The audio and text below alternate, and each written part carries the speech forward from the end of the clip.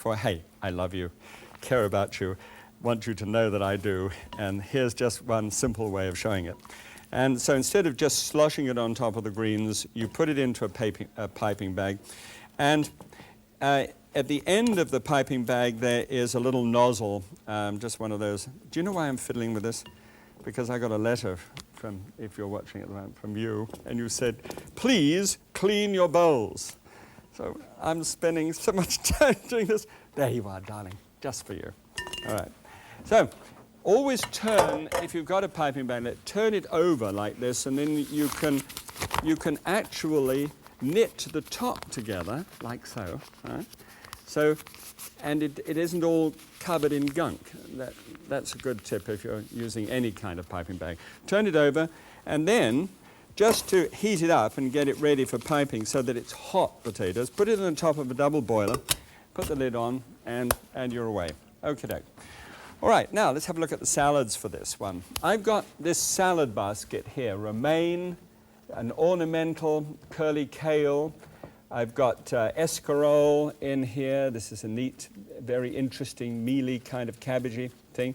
Radicchio, isn't that lovely? And that's hot and bitter and just great taste. I've got butter lettuce at the back here and red butter lettuce in front. And what else we got? Arugula.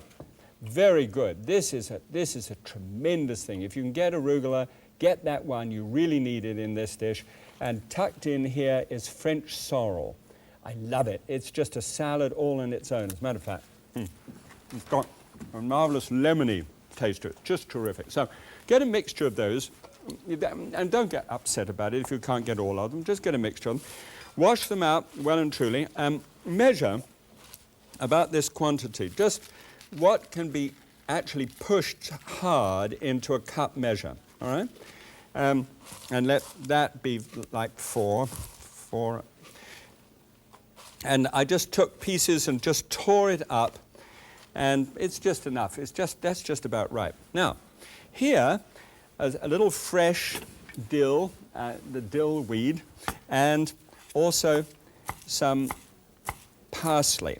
Now you've got about a tablespoonful of each. Don't overdo the herbing of it if you're not used to it, but then there's lemon balm and mints and all kinds of things you can put in. So just toss that into the top.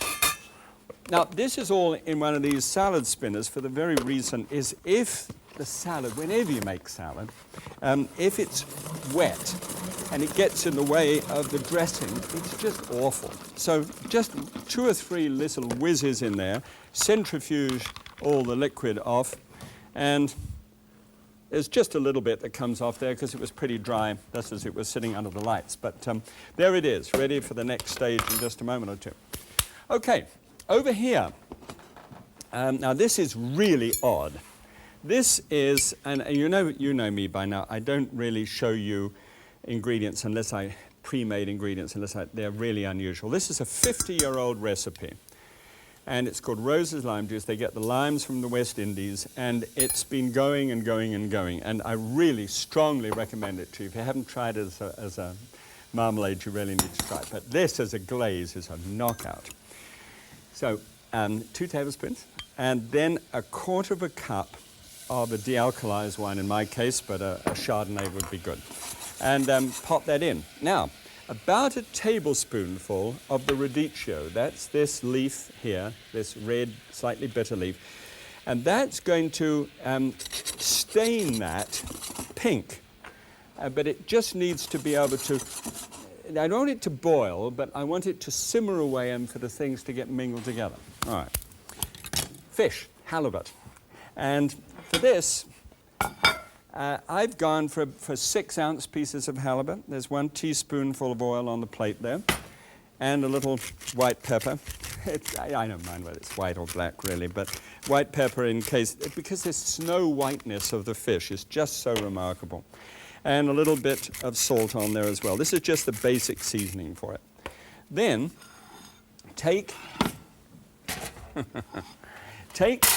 a broiler. Okay, and just grease the bottom of the broiler very lightly.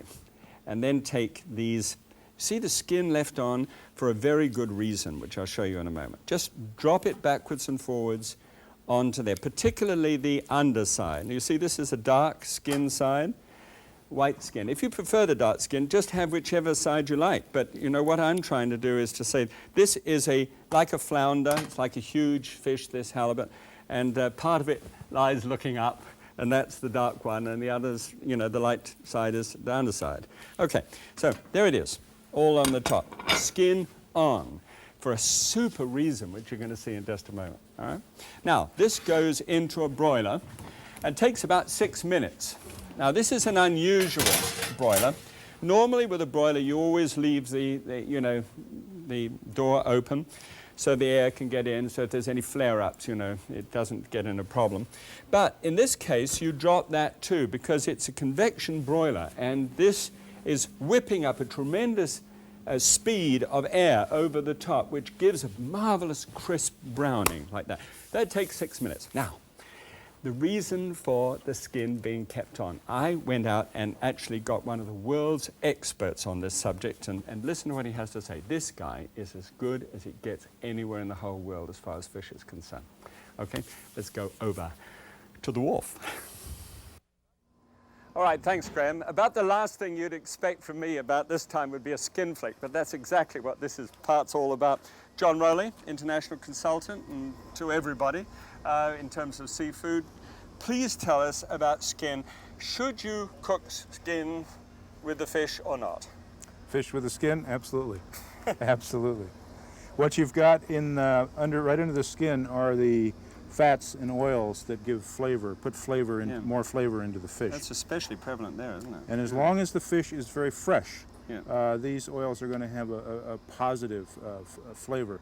If the fish gets older, these oils are very volatile, and then you'll have a stronger fishy taste. So this will give a lot of nice flavor and mouthfeel to the fish if the fish is very fresh. All right. Absolutely. Now, let's have a look at some of them and give us some pointers on them. Well, what we have here is sturgeon, and the skin looks very tough and leathery, which it is until it's cooked, and then it's very soft and gelatinous. These are called buttons. This is actually part of the exoskeleton of the sturgeon, and normally when this comes to the market, these buttons are taken off, so you wouldn't have to deal with them. A rainbow trout, cooked skin on with the scales, as you can with salmon. The scales cook up, and you can actually be nice and crispy and nice. Halibut, you don't have to deal with scales. Same with swordfish. This looks very leathery as well. When it cooks up, it gets soft.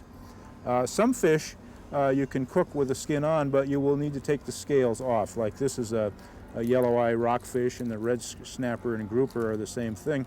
But you see how those scales are huge, aren't they? You can't, and they're very unpleasant in the mouth. So you'd want to scale this, and I use a curry comb that I used for horses. It has these concentric circles in there, and it rides the contour of the fish when that's a nice idea. When you're we'll have to have the Rowley descaler. Something like that. These fish how do you stop them from flying all over the kitchen, though? Well, you want to scale them in a place where you could put lots of newspapers down and then just bundle them all up. Try my little technique, fill the sink up and do it underwater. Just once. How does that work? It works very well. They don't fly anywhere. They just go into the water. I'll have to try that. Great. Well, so we're all into skin. Keep the skin on if it's fresh. Absolutely. And make sure the scales are off unless they're tiny ones. Okay, Graham, back to you. Let's see what it tastes like. Thank you. Okay. Now, John is a terrific guy. You need to listen to what he has to say. Okay, let's have a look at the salad dressing. This salad dressing is a knockout with this dish.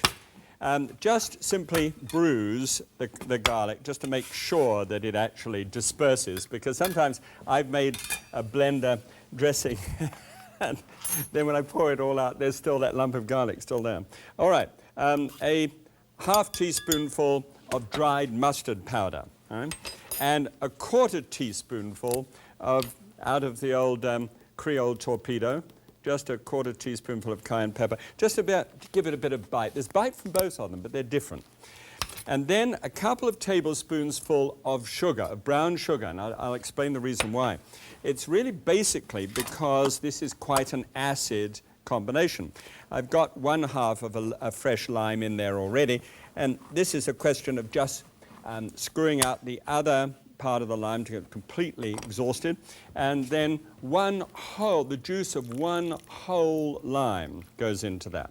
Now that's to match up with the lime that's in the glaze as well. Then some Japanese style, and you can get this in any supermarket, all right? It's all over the place now. Japanese rice wine vinegar. 2, 3, 5. I want to show you just, this is so elegant. It's just the most wonderful flavor.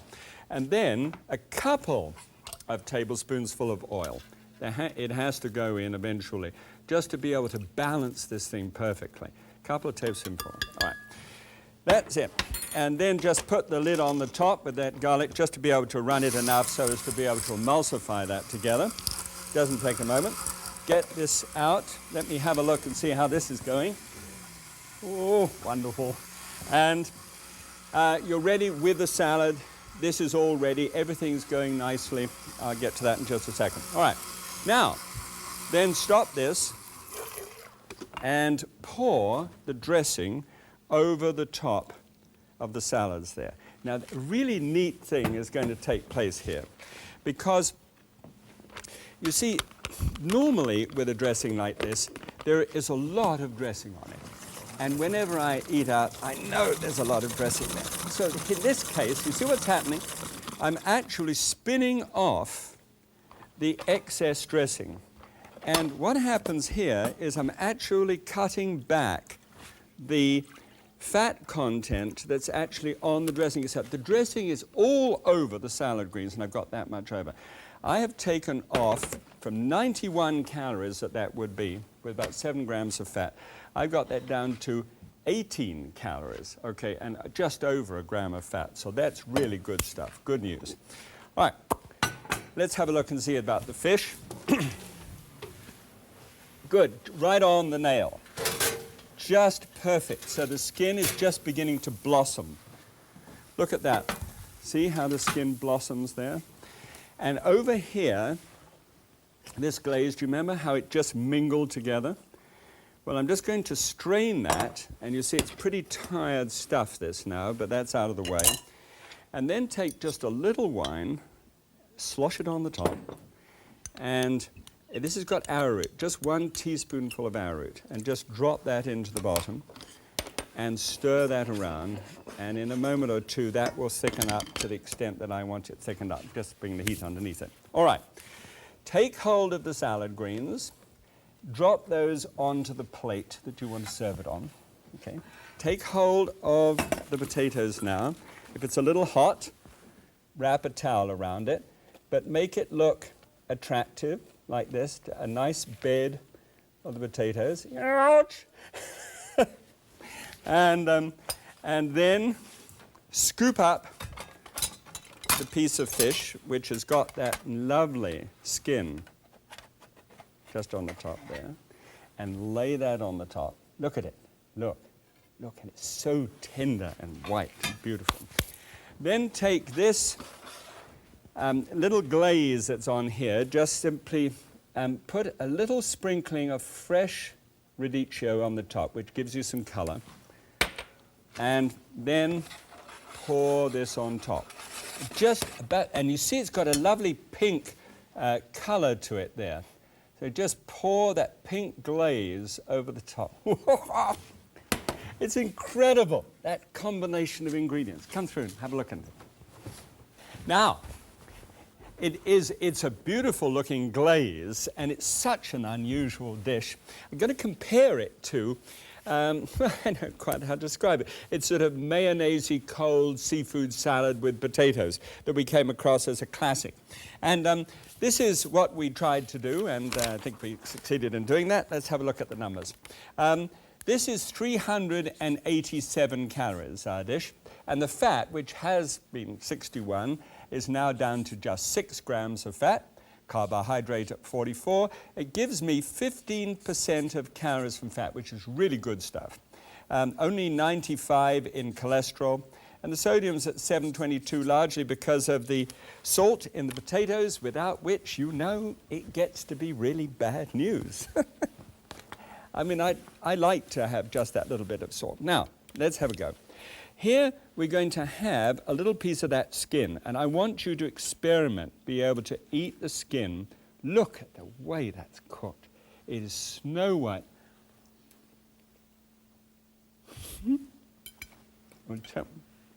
Oh gosh, the textures and the taste, it's slightly sweet. Then you get to the lime vinaigrette underneath, and it's really quite tangy. And it's crisp and it's smooth. Texture is all over the place. It's one of the nicest ways that I think you'll ever enjoy a piece of fish, really. Don't forget, as always, springboard, if you don't like some of those greens, change them around according to the way that you like to have it, and your loved ones, the ones that you like to serve. That's very important, okay?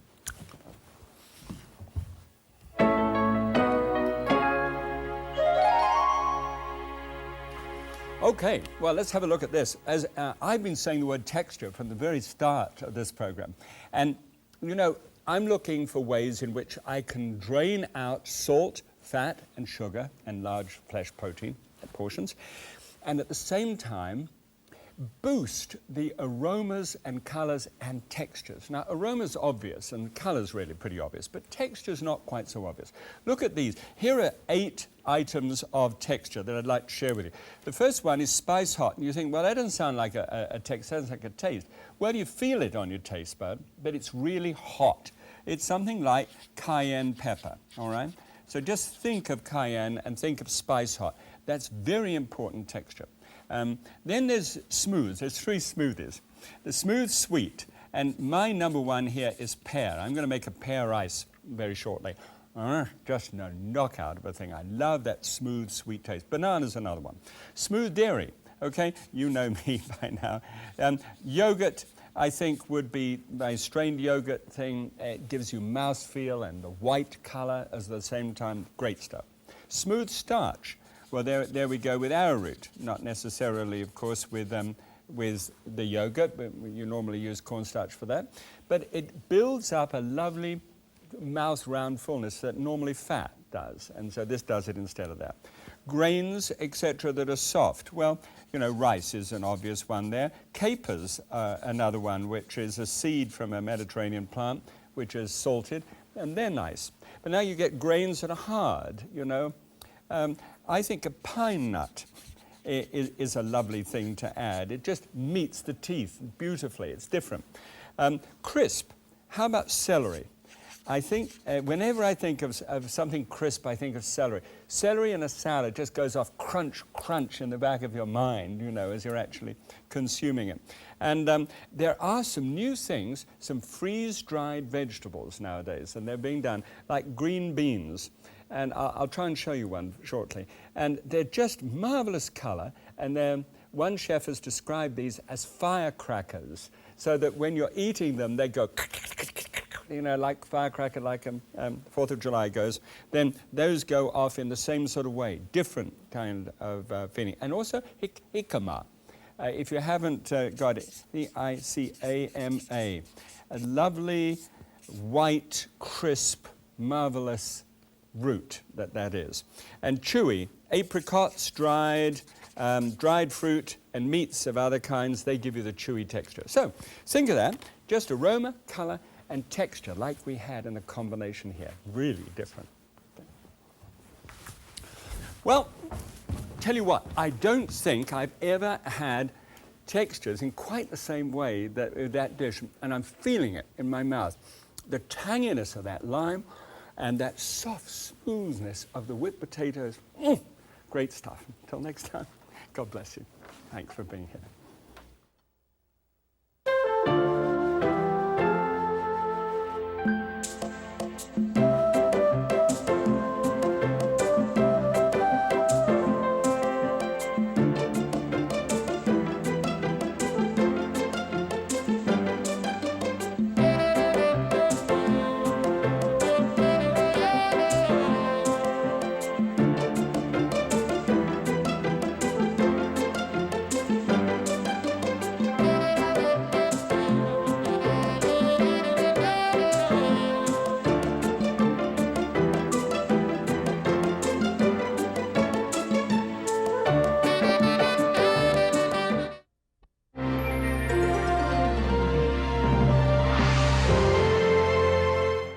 Welcome to Graham Kerr's Kitchen. It's really 2 programs in 1.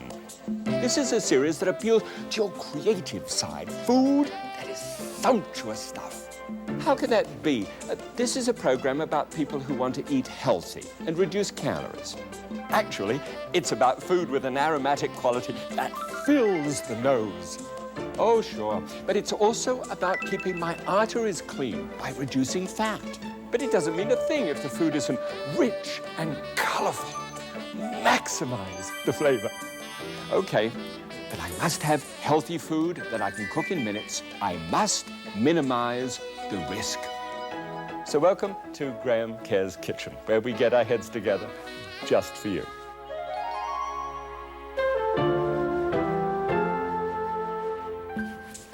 It's wonderful to have you here because this is a great dish. As a matter of fact, it's a lamb dish, and it comes out of my past a little bit, but I've tinkered with it.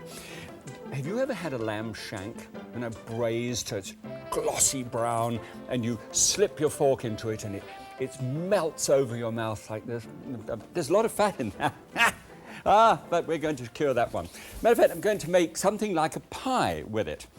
Using polenta, and I call this real comfort food. Comfort food is not, well, something which you have on a cold day.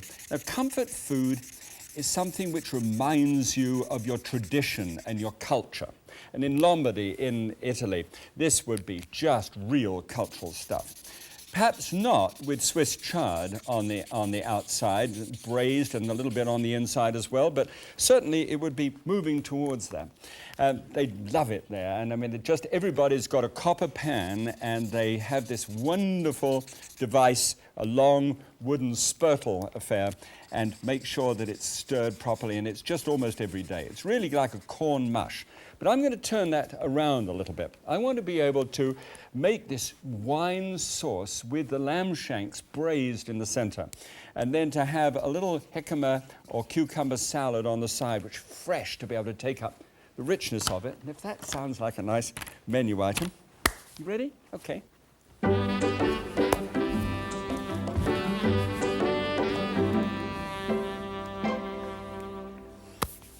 Well, I have actually worn this outfit because I'm doing polenta to begin with.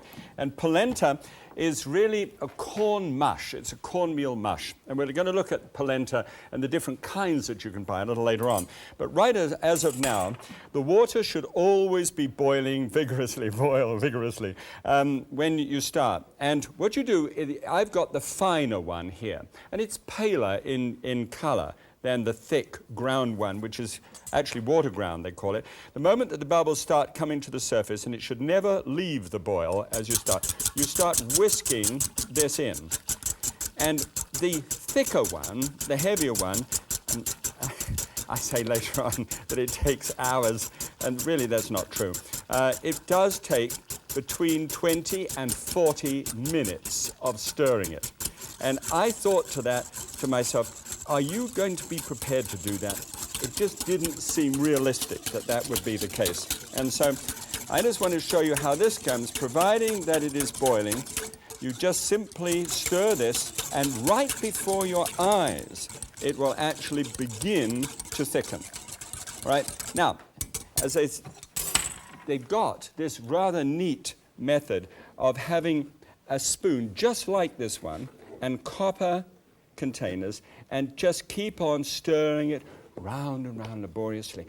But oh, what a delicate, wonderful flavor it is. It's just full and gorgeous. Now, you see how that's coming to the boil now? All right, now about this point it gets to be lethal, and that's the reason why I put the dots on the tie here, because you can get spattered. It goes everywhere. It's like Old Faithful. Tick, bloop, bloop, it's done. And when it hits you, it hits you. So stand back a little bit. Freshly ground pepper, lots of freshly ground black pepper in there. Managed to get a squeal out of my pepper mill. I mean, that's like laying rubber down on the floor when you on the cement when you've got your new car. That shows you that I've had a youth, doesn't it? Actually, it's not so far long ago. I think it was my son that did that. Here, just stir that around, and it becomes thick, glutinous, and wonderful. Now, bear with me. I would say give that about 5 minutes. and you'll be fine. Here's a plate with just a little dab of oil on the plate. Doesn't really soak up into the dish, but it helps to release it later on, especially with you there. So just take a brush and grease the two plates, and then after 5 minutes of cooking here, just pour that on the plate. Now that's one little yellow dab, and another one here. I want to make this one here smaller than this one. Now this one I'd like to make quite large, and that's probably large enough. But just tip the plate and roll it around. You don't need to spurtle it or anything else. Just roll it around until it's nice and flat and even. Same one there. This one about a good inch less than the other one. And both about half an inch thick. It's quite good, actually. Now, those, I just shove those down the end there and get them out of the way. They can be left out in the kitchen, and they go dry in and of themselves. But that's the trouble. The dryness, they can crack. And so I think perhaps in the fridge is a better idea, so they cool quicker and do well. All right, bed of roots. Now, pan on the heat here, and a teaspoonful of oil on the top. This is for a standard braise idea. Now, I don't mind if you can braise turkey thighs or braise a piece of veal, whatever it is, you could do this in exactly the way that I'm going to do here. Take an onion, a nice large onion, about a 10-ounce onion, and chop that up and drop that down on top of the oil. Sizzle, here we go. Love it.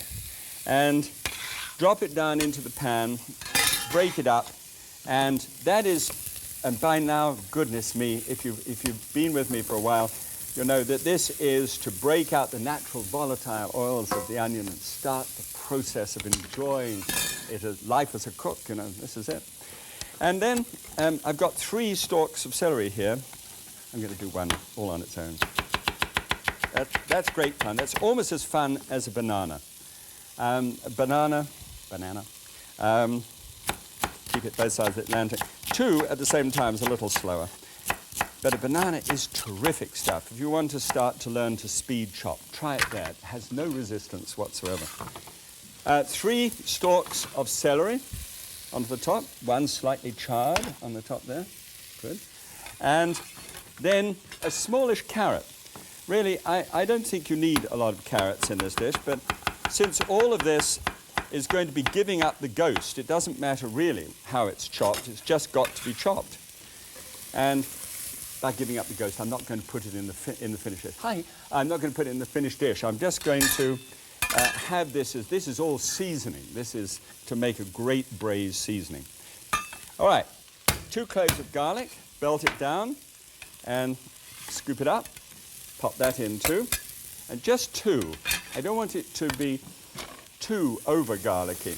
This has such strength of character in this dish. It's just amazing. It sounds silly, isn't it, talking about a character and food, but I mean that's what it is. It's got nuances and terrific stuff. 3 ounces of a tomato paste. Now it's not tomato puree and it's not tomato sauce, but it's a thick paste. And this was not known about 100 years ago. This is a new invention, a new concept, and it works brilliantly. See how this goes round and round the pan here? Well, we're going to cook that down. Look, if I pull that back, can you see that textured pattern on the bottom of the pan? You see how the tomato is lying on the top of that? That fills in that little waffle cut on the bottom, and that's going to caramelize. It's going to go deep brown. It's going to give me a mahogany color. It's called the Maillard reaction, and yeah, good. Now I can just put that on there and let that go and keep stirring it. We'll come back and see when it gets really dark brown and see what it looks like. Now, ready for the supermarket? Okay. Off we go and try and find something out about this polenta, just a little bit more than I've been able to share with you.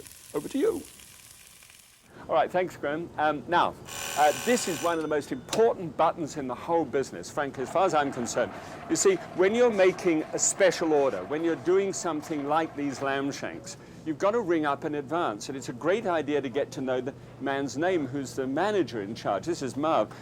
And, you know, to be able to ring Marv up and say, hey, look, I need 4 lamb shanks, you know, next Thursday. Is that all right with you? And he says, yes, great, you know, I can get those things, because they're not normally the sort of thing that you get. So do that, or if you're going to shop sometime, press that button, get to speak to him. They're marvelous people, you know, they're very nice people. Hello.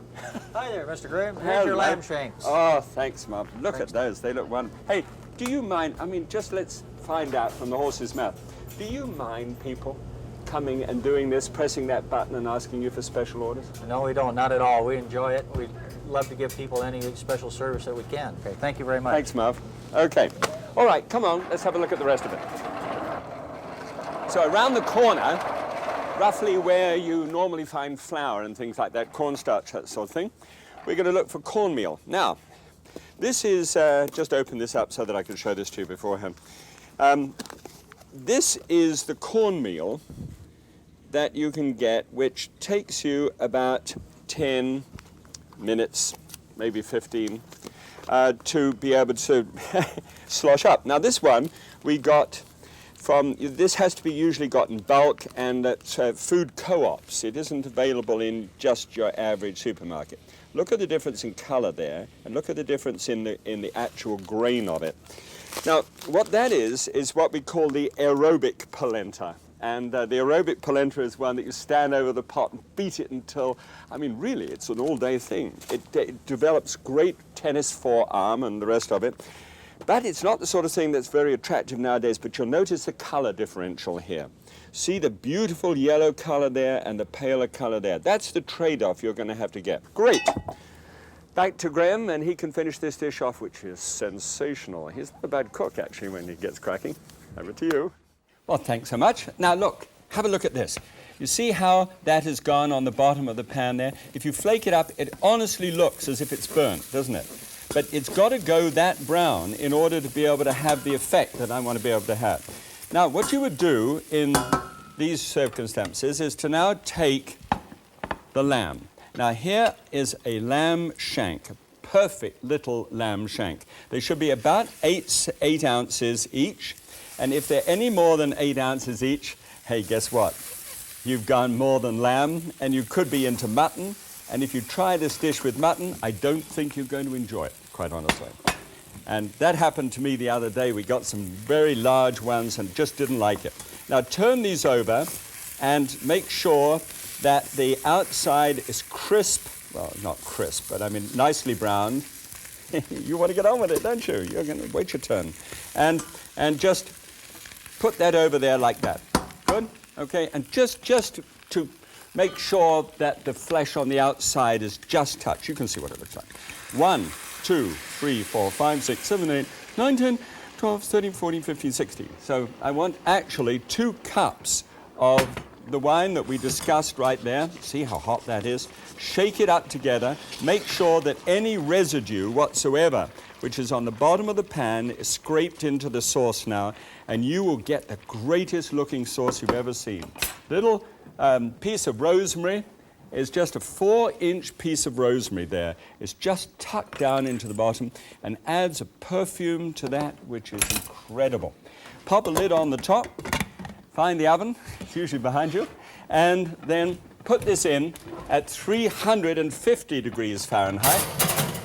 And make sure that the handle will stand that. 350 degrees Fahrenheit, put it in there and leave it for 2 hours. Now, at the end of 2 hours, you're going to find that the vegetables look like this, and you think, ah!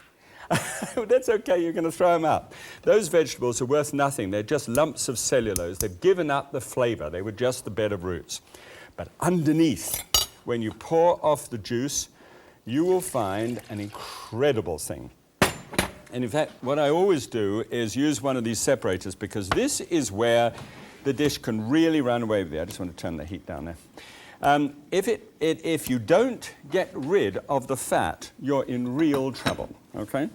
So replace that there.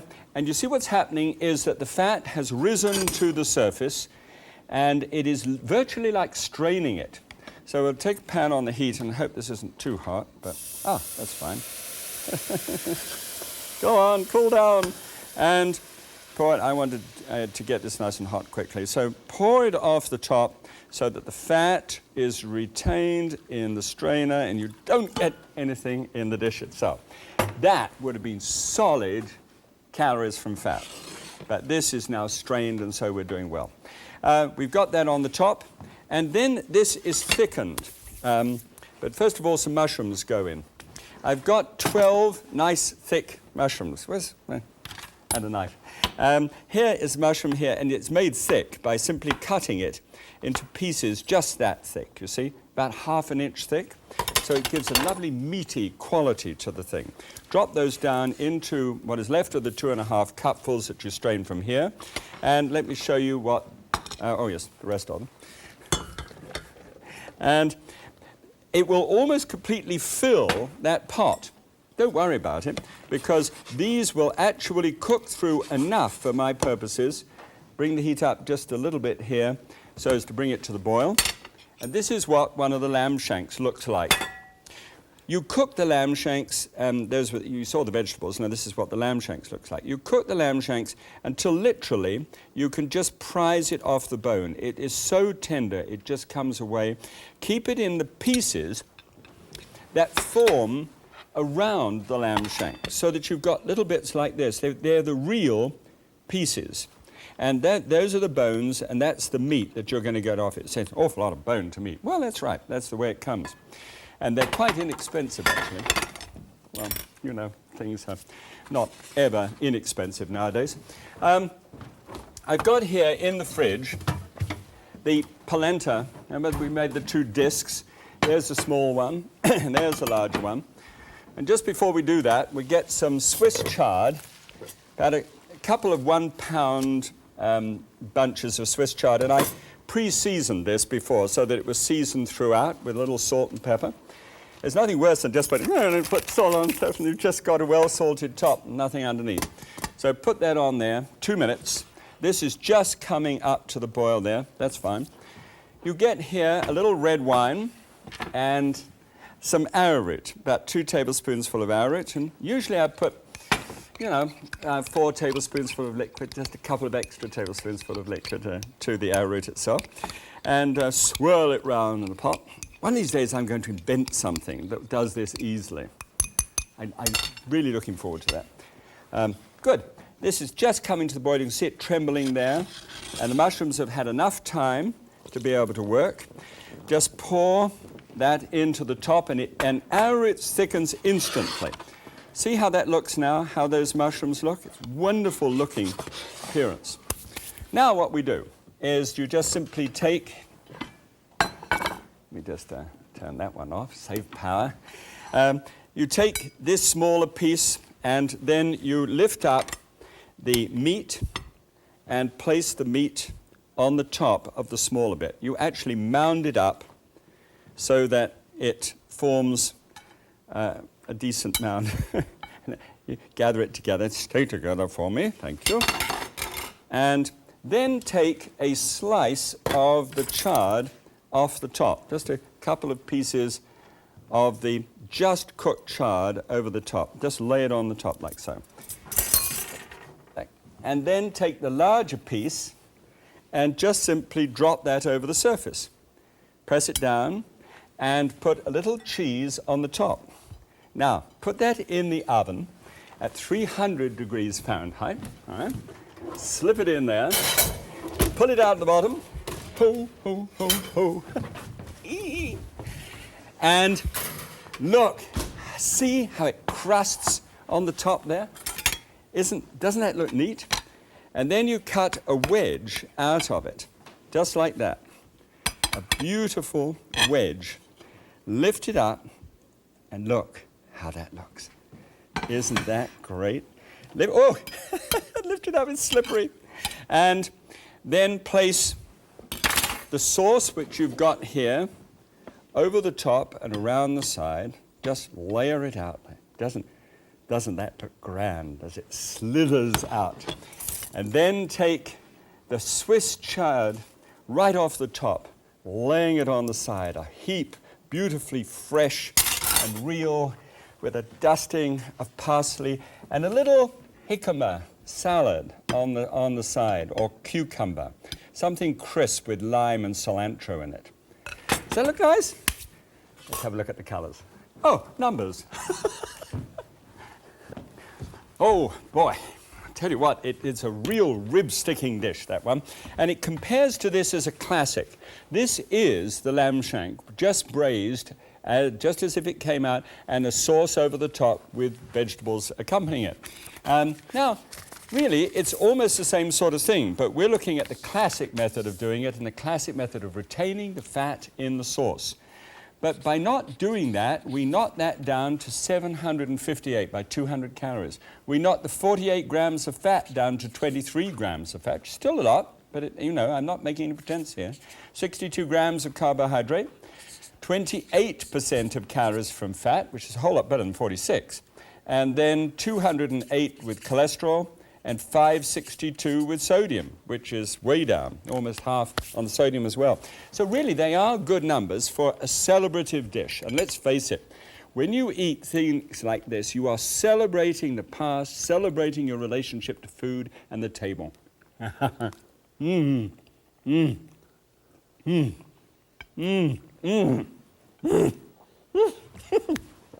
I'll be careful when I wipe my lips like that because I want to take a piece out of it. It's so nice. That is a really great dish. It's all the things. It's crisp as well with that little salad on the side. Don't forget, if you don't have jicama, you could use cucumber. Okay?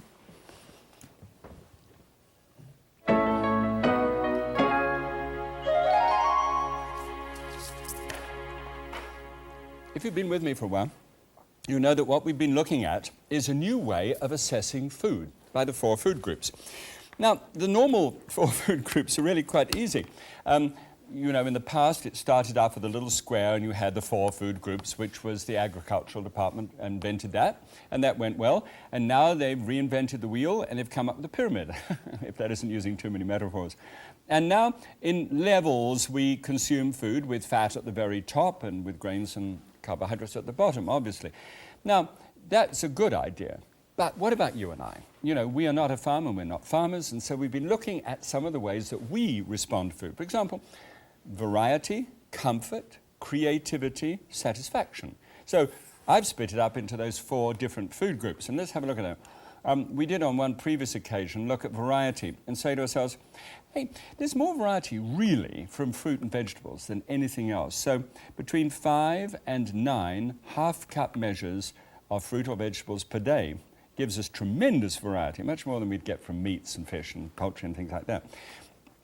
Creativity, which doesn't, by the way, feature ever in the 4 food groups. Creativity is really herbs and spices and seasonings, which is the creative side of the bright notes, the sparkles, the firework displays that we can make out of food. So that's a very important segment.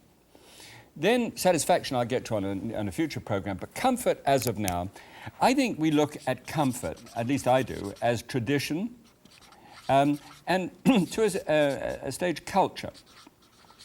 And in both cases, I want to downsize the amount of food that I have in that regard. Now, let's try and look at that one. If I have ice cream in my culture and it's 2 giant scoops, then downsizing it would be 1 scoop. If in this case, with this dish, I would normally sit down and have literally almost 3/4 of a pound of meat on a larger hot like this. And the sauce with the fat still left in it, that would be cultural and traditional, and it would register with me, and I'd say, Mum, that's just the way Grandpa or Grandma used to make it, terrific stuff. But if you do it in this way, you can still make a presentation out of it. You can still have the comfort you have, but you've downsized it to about 50% of the fat. Think of this, wherever the cultural, traditional thing that you love so much, cut the fat by 50% and increase the plate with foods that you really love, like polenta and chard and things like that. It'll work for you, I tell you, comforting. There is nothing neater in the whole world than to have comforting food with family and friends. I know I keep on saying it to you, but please get back to the table and enjoy each other. God bless you. See you next time. Bye.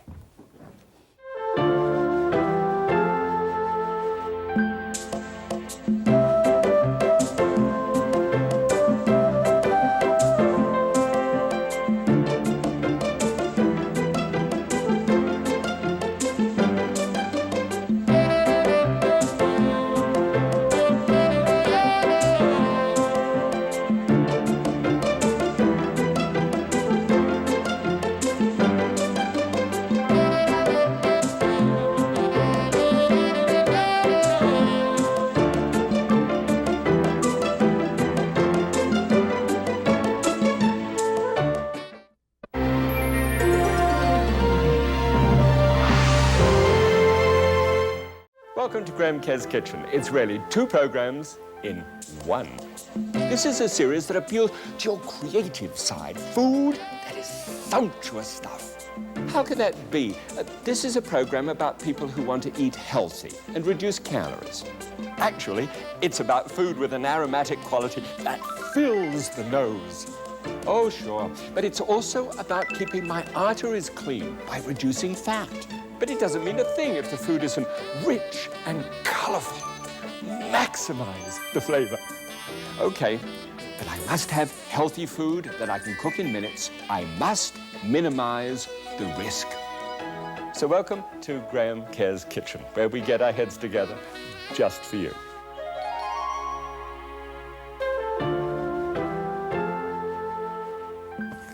Well, ho, ho, ho, it's nearly here.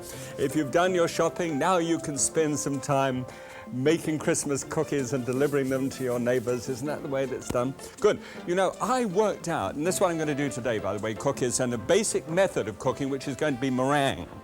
And meringue can be used for all kinds of purposes, but for cookies are just great. You know, I did a little bit of a survey on this and found out that we can actually put on quite a lot of weight over the Christmas period. Now, big smile, you see, no suggestion that it's wrong.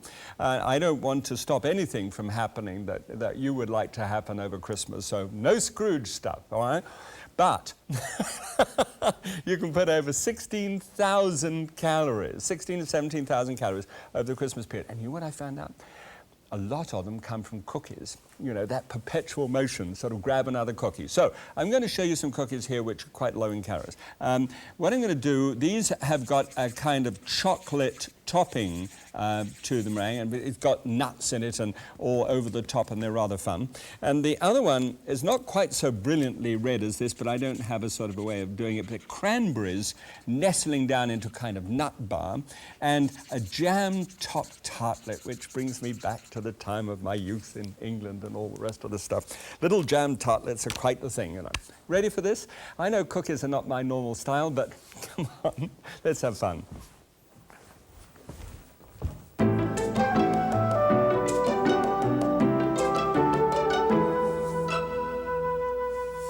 Of course, what I love to do always then is just check that the heats are on and everything, you know, the pans are hot. There's nothing hot here at all.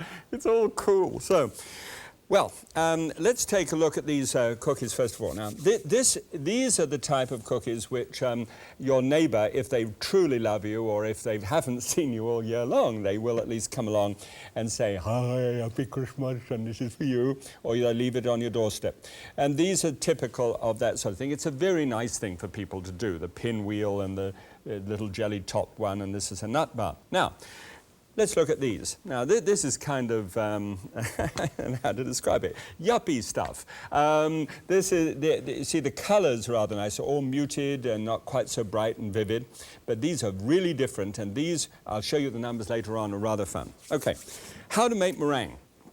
First of all, if you take, and you'll need eggs for this, and what I do, you see, I take a knife blade like this and just tap the egg. Don't tap it too far, otherwise you'll go straight through. And then you can open that up, and it's usually pretty easy to shovel that backwards and forwards without rupturing the egg yolk itself.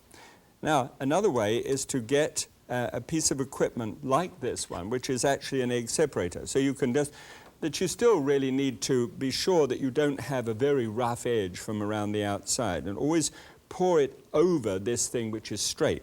Okay, so by this separator just gently cradles the egg and allows the egg white to drift off, and then you've got a relatively white-free yolk which is left there. A good temperature at which to do this, by the way, is at cool temperatures to separate them, but then at room temperatures to beat them, which is a bit difficult. So, I mean, you could beat them when they're cool and then leave them around in the kitchen, let them warm up when you're getting the other ingredients. Okay, I've got 3 here, 3 egg whites, and pop those into the bowl. Now, big thing here, if there's a speck of fat, just a speck, if that had ruptured, that egg yolk had ruptured, and just got a speck of fat there, then the whole egg white, which could be like this, you see, then go down to about two-thirds, you know, lose two-thirds of the volume and you'll be very disappointed. So you get a speck of, either nick the speck out so you don't see anything, or just, you'll have to toss it out. Now make sure, absolutely grease-free, nothing on the beaters, all perfectly okay. Now, into this, I want to start this off first of all. Put this down and whiz it round to about number 7 on here. Want to get a little bit of froth going to begin with. Now there's protein, several proteins there, and now mixing around so that the air and the water are beginning to start to be encapsulated. That's when you get the little bubbles. All right, now let's just stop that for a second. Here then, I got cream of tartar. You know when you make wine and then you ferment wine and then what's left over, one of the byproducts left over is cream of tartar. And it's acidity. You can buy it in a little bottle like that one. And you just simply drop in 1/4 teaspoonful for 3 eggs. It's usually about 1/16. It gets the pH content adjusted. It goes from 8 to 9. So this is now whizzing up through here. Okay.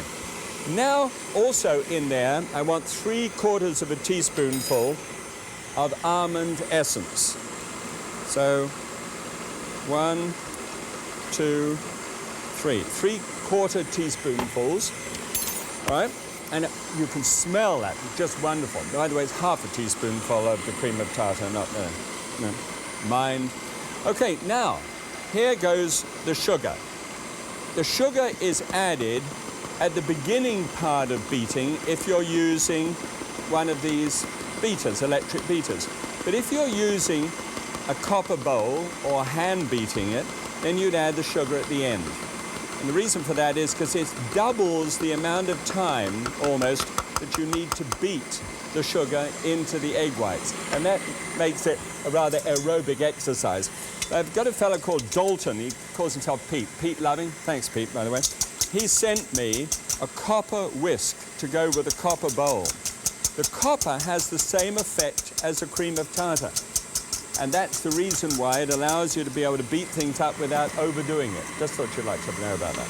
Okay, this is doing well now, so why don't we go off whilst this is all just beating and have a look at the way it used to be, about 100 years ago, when we used to have to go out and chop down wood and do all of these activities, and we could eat that number of cookies without any trouble at all.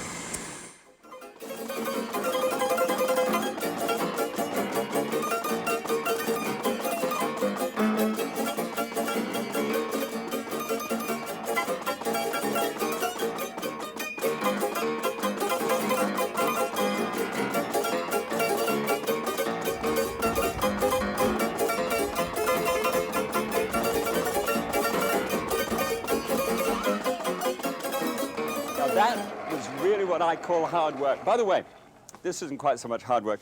I've noticed this is my supermarket, but I don't own it. I mean, this is where I shop. And I've noticed that they have broken cookies, you know, and they put a little basket out here, and the kids around here go straight away, come in and say, "Excuse me, Mummy." I don't know where they say "excuse me," but anyway, they come here. These are M&M cookies. I'm eating this just once on camera because I don't get a chance to do this very often. So, Christmas, is it the sort of thing you do? I have friends in and they come round and you want to be able to give them a treat somehow. So you make cookies for them. Or you come, if you don't have the time to make cookies, you come here and at Christmas time, this place is awash with the greatest kind of Christmas cookies you ever saw in your whole life. And they're made really well. And or you can buy great cookies up here, but they're going to run 30 to 90 calories a cookie sometimes, these. Isn't it possible to make them a little less? That's what Graham's doing at the present moment. So why not make it something at home? You know, we don't get much activity. I mean, we did, Trina and I, trying to saw down that tree. By the way, it was a dead tree that we were sawing down. And that was fun. That was what it used to be in the old days, but now we don't get so much. So why not just get the family together, make cookies, and be able to release them. And you could even bring them around and give them to the bakery department. They'd love to be able to copy them. By the way, this is where I get my egg white. Isn't it? Certainly can. Yeah, that's right. This is where I get my egg white here. If you don't want to crack all the eggs and throw away the yolks or give them to the dog, because then the dog gets fat even if it can handle the cholesterol, don't worry about it. Just come here, bring a container, they'll put it into there, put a sticker on it, and then charge you for it. I hope that happens in your supermarket. This is such a good place to shop. Okay, back to you, Graham. Thanks so much. Good. All right. Well, now this is just perfect. So stop it and check it. Now, if you take just this amount, you take a good piece on the end of a stick or whatever, and just watch that end dangly bit there. That should be able, when you turn it, to not fall away. That's called peaks. And so that's peaking really well. Okay, now, just 1/3 of a cup of chopped almonds go into here. And leave back a couple of tablespoons full. I'll show you that on the other side. Okay, so that's done. Then just lift. That's what I need. One of those knocked out. All right. What we've got here then is I want to take half this quantity and pop this into one of these bags, all right? So just about half that, and it's really nice and stiff and really good. So this is going to be piped for the bottom part of one of the cookies. So always fold the top down like that so that when you pull this up, you don't have gunk on the inside. So you can then fold it like this and then just squeeze the air out and squeeze the meringue down to the bottom there, and then just give it a little twist. It all comes out onto the board. Good. So that's the first one. And then the second one, I just want to be able to take 2 tablespoons full of what we call Dutched cocoa. This is a low-acid cocoa powder, and it's a European technique of doing that. And let me see whether I can do this with just one. Okay. Do it a little bit slower than you would normally do, and don't overbeat it. That's as much as I would like to be able to do it. And then just simply scrape that up. Make sure that there's no loose chocolate or loose cocoa powder in it. Just, actually, it's rather nice because it's got little swirl of the white in it. Moments like these, you create new ideas. And then scoop this up and put this into another bag. Now, of course, I've only used 3 egg whites here, but if you wanted to use more than 3 egg whites, you'll have a whole bag full and be able to do it nicely. Again, the fold, and be careful how you shake it now, because it will come out. And just put it round. You've got to get one of these, and get a 14-inch piping bag. You might as well have a bigger one than a smaller one. All right, good. Now, let's have a look and see how this is going to come together. Got a sheet of greaseproof paper over here, and my grandkids love doing this. This is their fun. Then you just, for these are the meringues which we're going to make into like mushrooms, all right? And these here, oh, that's an intriguing one. These are flatter, and these are the jam tart ones, so that they're done around like this. Good. And you can get huge amounts of these, make up a nice batch. Now with this is the chocolate portion, and you just simply rest it on the top and just press in. And you're sort of injecting that meringue with chocolate in the inside, and it falls a little bit, but it looks rather nice. And then this one here, you bake these off for 15 minutes at 250 degrees Fahrenheit. Then you bring them out and you squirt some jam into them. I've used my hyper marinade idea here because it's kind of fun. And actually, if you make meringues all the way through, you can inject a seedless jam into the bottom of them. And it go crunch, and then the jam fills your mouth. It's terrific. And a little bit of the crumpled